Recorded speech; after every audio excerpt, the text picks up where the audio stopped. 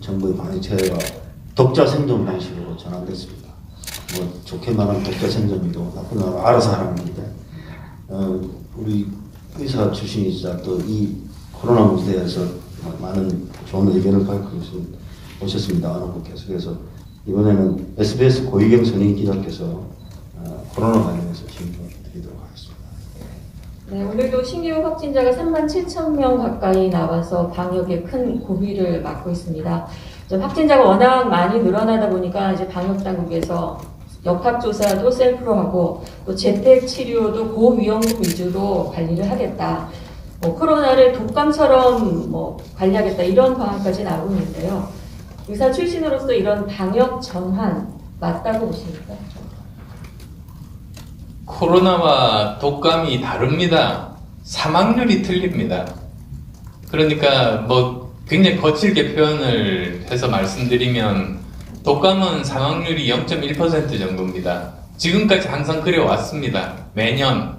그렇지만 우리가 일상생활을 영위하고 그리고 또 특히 고령자분들은 매년 독감 백신을 맞는 걸 권장했지 않습니까? 근데 지금 오미크론만 하더라도 독감 사망률보다는 높습니다.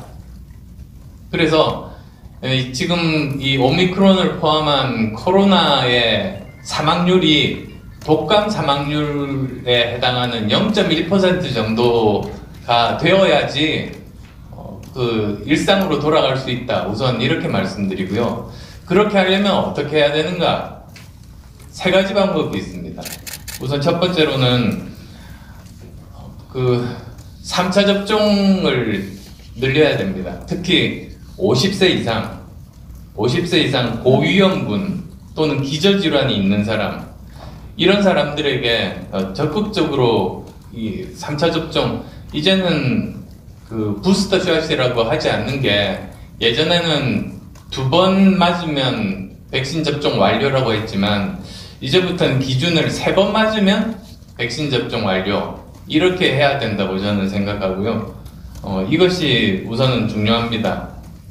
그렇게 되면 돌파 감염이 되더라도 사망률이라든지 위중증으로 전이되는 그런 퍼센티지가 굉장히 많이 줄어들 수 있습니다. 그러면 거의 독감 사망률과 거의 비슷해질 겁니다. 두 번째로는 이제 방역을 바꿔야 됩니다.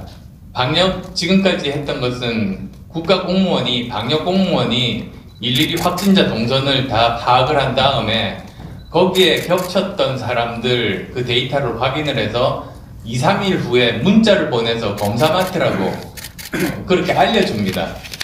근데 그 사람은 그러면 2, 3일 동안은 돌아다니면서 또 다른 사람을 감염시켰다는 그런 이야기거든요.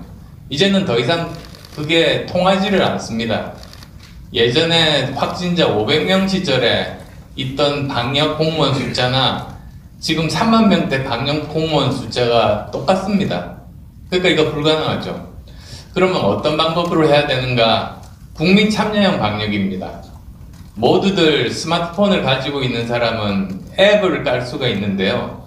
그 앱 중에 자기 동선을 기록하는 앱, 그건 스마트폰 아는 사람들이면 다 알죠. 그러니까 자기 동선을 기록을 하되 프라이버시가 보호돼서 정부에서는 그 데이터를 들여다보지 못하게 그렇게 만들어진 앱이 이미 올라와 있습니다. 근데 그 앱은 자기의 동선뿐만 아니라 지금 현재 정부에서 발견한 확진자 동선 데이터까지 거기다가 보내줍니다. 그러면 수시로 자기 휴대폰을 꺼내보고 내가 조금 전에 확진자 동선과 겹쳤구나. 그걸 실시간으로 바로 알 수 있고 바로 검사를 할 수 있습니다. 그러면 그만큼 이 확진되는 사람의 숫자를 굉장히 많이 줄일 수가 있는 거죠. 그 다음에 세 번째가 위중증자에 대해서 치료를 할 수 있는 충분한 병상과 의료진이 확보가 되어야 됩니다. 병상은 사실 만들 수 있습니다. 킨텍스 전체 비워놓고 병상 만들어도 됩니다. 근데 문제가 의료진입니다. 의료진은 확보하는데 시간이 걸립니다.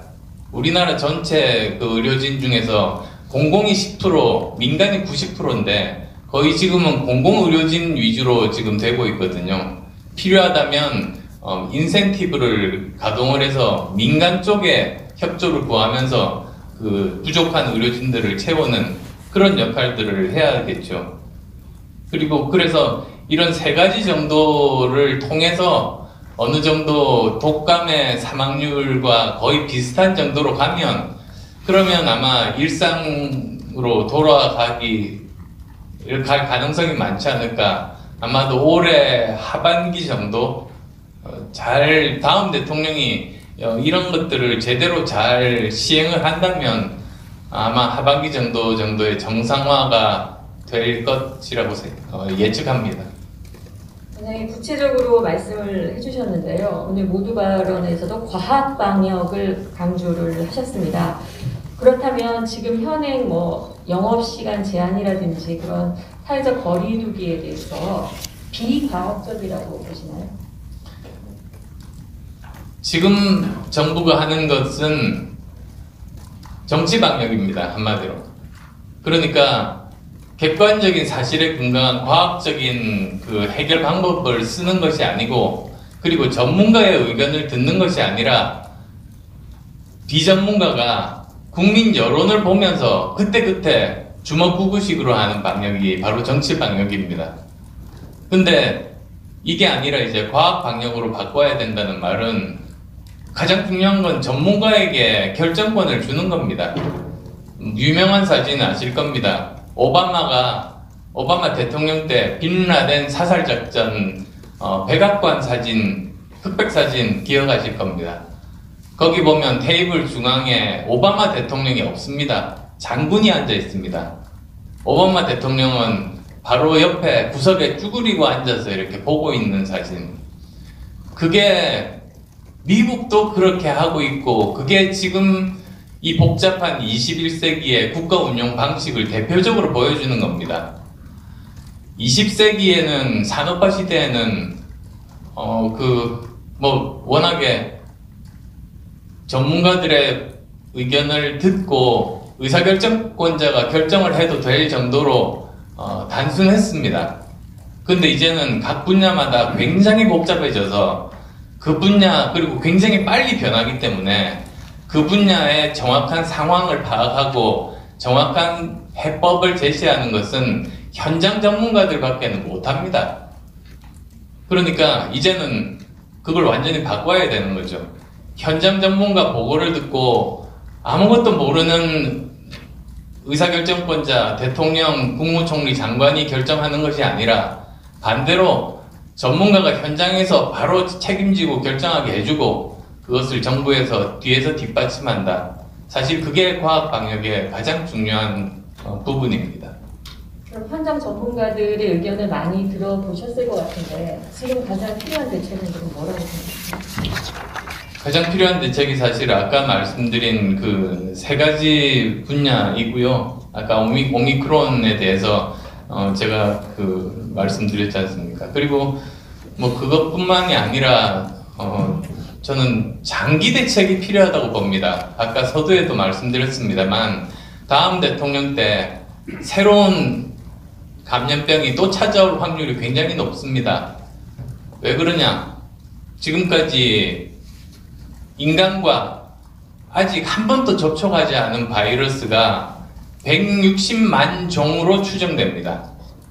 근데 그건 다 오지의 야생동물에 서식하고 있습니다. 근데 인류 역사상 지금까지 서로 접촉할 일이 없었던 거죠.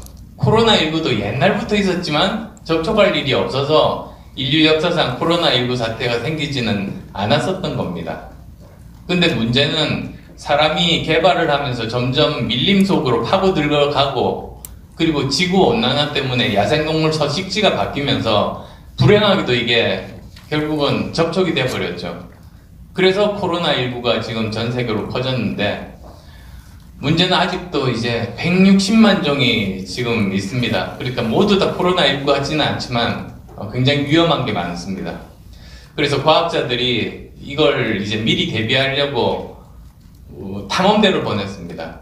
그래서 과학자들이 밀림 속에 들어가서 거기에 있는 야생동물을 잡아서 미지의 바이러스를 채취해서 실험을 해서 이제 정체를 밝힌 바이러스가 한 3,000종 정도 됩니다. 굉장히 열심히 했죠. 그래서 159만 7천 종이 아직 남았습니다. 그러니까 이게 제가 드리고 싶은 말씀은 이런 상황이기 때문에 우리가 꼭 해야 될 일은 지금 이번 문재인 정권 동안에 그 정치 방역으로 제대로 잘 못한 것들이 많습니다. 데이터들도 굉장히 많은데 제대로 분석이 안 돼 있습니다. 그래서 빨리 그런 경험들을 바탕으로 해서 첫 번째, 세계 최고의 방역 시스템을 만들어서 대기하고 있어야 됩니다. 그 감염병 전문 병원, 그리고 또 이건희 전 회장이 7천억 기부해서 만들려고 했던 중앙 감염병 전문 병원, 이런 시스템들을 미리 만들어 놓고, 두 번째로는 백신 주권 국가가 돼야 됩니다. 우리가 백신 못 구해서 얼마나 고생했습니까? 그리고 백신은 한 달 안에 전 국민이 맞는 게 제일 효과가 좋습니다. 당연하죠. 우리는 백신을 못 구해서 질질 끌면서 6개월, 9개월 끄니까 지금 또 돌파 감염이 생기고 효과가 없고 이렇게 된 겁니다. 사실 빨리 못 구했기 때문에. 그래서 근데 우리나라가 초기에 사실 정부가 국민들에게 잘못된 인식을 심어준 것이 우리나라가 백신 개발 능력이 있는 나라처럼 보도를 했습니다. 우리나라는 백신 개발 능력이 없는 나라였습니다. 근데 어쨌든 지금 현재 여러 군데서 노력한 결과 민간 중에서 한 곳에서 지금 임상 3상의 한계가 지금 올라가 있습니다. 만약에 그게 통과가 된다면 사실 우리가 백신 주권 국가가 되는 첫 번째 백신이 되는 거죠. 그런 것들을 좀 더 투자해서 미리 대비하는 그 두 가지가 저는 필요하다고 봅니다. 전문가다운 답변 잘 들었습니다. 오늘 아침 조안의 그 GDP 대비 자산세가 대한민국이 드디어 OECD 국가 중에 1위를 기록했다는 보도가 있었습니다. 문재인 정부 초기에 8위였다가 4년여 만에 수직 상승해서 1위가 됐습니다. 부동산 문제는 문재인 정부 스스로도 인정할 최대의 실정이었습니다. 세부담은 늘어나고 집값은 급상승했습니다. 이와 관련해서 한국경제 장진모 부장님께서 부동산 문제에 대해서 질문해 주시겠습니다. 네, 부동산 문제에 대해서 한 두세 가지 질문을 드리겠습니다. 결국 우리나라의 부동산 관련 자산세의 GDP 대비 비중이 이제 프랑스와 같이 세계 1위로 올랐었다는 게 결국은 물론 종부세 그리고 양도세, 중과 문제에 따른 세율 인상도 있지만 가장 큰 근본적인 건 집값 상승에 따른 세금 부담입니다. 많은 사람들이 이제 집값 상승으로 고통을 받고 있고 집이 없는 사람은 내 집 마련 기회가 없다고 이제 울상이고 집이 있는 사람은 세부담으로 이제 고통을 또 호소하고 있는데요. 후보님은 왜 집값이 올랐다고 보시는지요? 이 정부의 정책 실패이고 그 정책 실패의 근본 원인은 수요를 틀어막은 것 아니겠습니까? 근데 왜 수요를 틀어막았을까 생각해보면 이 사람들은 전체 가구 수와 전체 그 주택 수가 이제 거의 비슷하니까 더 이상 공급이 필요 없다고 이걸 잘못한 겁니다. 근데 아시겠습니다만 수요라는 게 하나가 아니지 않습니까? 지역마다 각각의 수요가 따로 있고 그리고 신규 아파트를 원하는 수요가 따로 있고 평형에 대한 수요가 따로 있습니다. 그 수요를 맞추는 공급이 있을 때 주택가격이 안정되는 거죠. 근데 그런 것들은 전부 무시하고 이것을 똑같은 수요로 취급해서 더 이상 공급을 늘리지 않으니까 당연히 시장에서의 수요 공급의 법칙에 따라서 오르는 건 또 너무나도 당연한 그리고 굉장히 불행한 이런 상황이 되게 된 거라고 생각합니다. 지금 주요 대선 후보들이 부동산 이슈가 이제 부동산 세금 부담이 너무 과중하다 보니까 너도 나도 이제 세금을 깎아주겠다고 합니다. 종부세를 면제하거나 완화하거나 그리고 양도세도 유예하자 이런 이야기인데요. 안 후보님은 이런 부동산 세제 관련해서는 큰 주목될 만한 공약이 없었던 걸로 기억하는데 지금 어떤 생각을 갖고 있는지요? 예, 틈틈이 인터뷰에서는 말씀드렸습니다만 따로 이렇게 부동산 공약이라고 해서 아직 발표는 안 했습니다. 아마 저희들 곧 할 텐데요. 전체적으로 이제 말씀드리자면 저희들이 추구하는 방향은 그 재산세는 높이고 이 거래세는 낮추는 방향, 미국과 같은 식의 방향이 저는 바람직하다. 지금 그렇게 생각하고 있습니다. 근데 지금 현재 문재인 정부의 문제점은 재산세도 거래세도 둘 다 높은 게 문제 아니겠습니까? 모든 나라에서 세제들을 다 이렇게 분석을 해보면 거래세가 낮은 곳은 재산세가 낮고 재산세가 높은 곳은 또 거래세가 낮습니다. 근데 우리는 둘 다 이렇게 높다 보니까 다주택자들의 매물이 나오는 것을 원천 차단해버려가지고 그게 또 사실은 수요 공급에서 공급을 막는 효과가 돼서 집값 상승에 더 큰 주범 중에 하나가 되어버린 거죠. 그래서 저는 지금이라도 그런 그 양도세를 이렇게 점진적으로 낮추거나 아니면 한시적으로라도 아주 낮춰가지고 지금 현재 다주택자의 매물이 시장에 나올 수 있도록 하는 것. 그러면 사실 뭐 앞으로 몇 호 공급하겠다고 하는 것은 5년 내지 10년 후의 일이니까 지금 당장 있는 집이 시장에 나오는 게 주택가격 안정에 중요하지 않겠습니까? 그래서 저는 그렇게 생각을 하고 있습니다. 예, 또 한 가지는 후보님은 이제 주택 정책의 목표가 주거 안정이다. 이런 걸로 인해 가지고 조합원들이 재건축 메리트를 못 느낍니다. 그래서 20년 동안 이제 묶여 있는데 만약 집권하시면 이런 재건축 규제를 서울시의 주요 논란이 있는 재건축 아파트 규제를 좀 완화하실 생각이 좀 있는지 여쭙고 싶습니다. 저는 재건축, 재개발 규제 완화를 해야 된다는 입장이 예전부터 변함이 없습니다. 지금 정부의 또 실패 사례 중에 하나가 아까 하나만 들었었는데요. 수요 공급에 대해서 제대로 다양한 수요가 있다는 것을 간과했다. 그것뿐만 아니라 두 번째는 민간의 역할을 무시하고 모든 것을 공공이 하려고 했다. 그래서 가령 예를 들면 재개발 같은 경우도 공공 재개발을 하고 개발 이익 90%를 환수하겠다니까 도대체 누가 거기에 참여를 하겠습니까? 비현실적인 그런 정책 아니겠습니까? 사실 투기를 잡으려고 시작을 했는데 투기꾼들이 가장 돈을 많이 번 정부가 이번 정부 아니겠습니까? 그리고 부동산 정책을 만드는 청와대 실무를 담당한 책임자들이 또 돈을 가장 많이 번 정부가 그렇게 돼버렸습니다. 그래서 어쨌든 지금 재건축 재개발에 대해서는 허용을 해야 된다 말씀하셨듯이 그렇게 부지가 많지를 않아서요. 근데 그것 이외에도 이제 우리가 쓸 수 있는 그런 부지들이 저는 있다고 봅니다. 뭐 아주 작은 규모긴 하지만은 국공유지 그러니까 나라가 가지고 있는 그런 토지라든지 또는 이전이 예정되어 있는 아주 구청사 건물이 있는 그런 부지라든지를 포함해서 지금 현재 공덕동 가보시면 지하철역 위에 거의 한 30층 빌딩이 서 있습니다. 그런 식으로 사실 지하철 상부 공간에 건축을 할 수가 있는 거거든요. 그렇게 되면 거기에 대해서는 사실 따로 땅값이 들지를 않습니다. 마치 토지 임대부 주택 같은 것들을 지을 수가 있고요.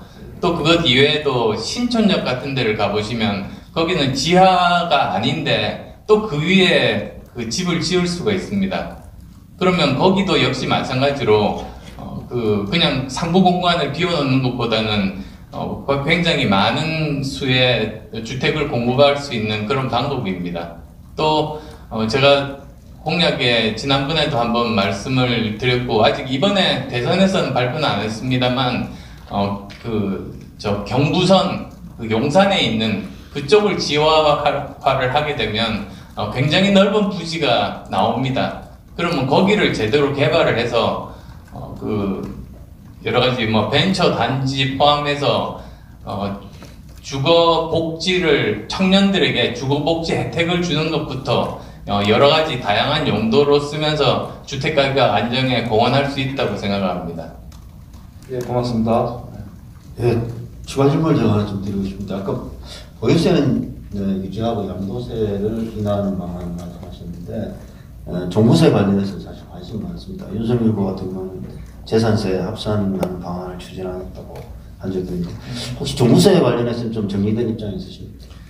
종부세가 원래는 그 부유세로 시작했지 않습니까? 근데 지금은 집값도 오르고 그리고 공시지가가 오르면서 동시에 두 개가 이렇게 오르는 바람에 사실 둘 중에 하나만 올려도 부담이 큰데 세율과 공시지가가 둘 다 오르니까 이 부담이 엄청나서 부유세가 아니라 중산층까지 다 내는 그런 세금이 돼버린 게 저는 가장 큰 문제라고 봅니다.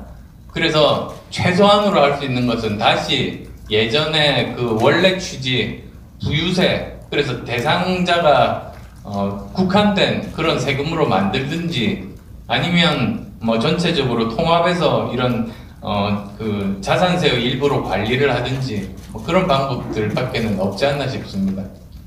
네, 감사합니다.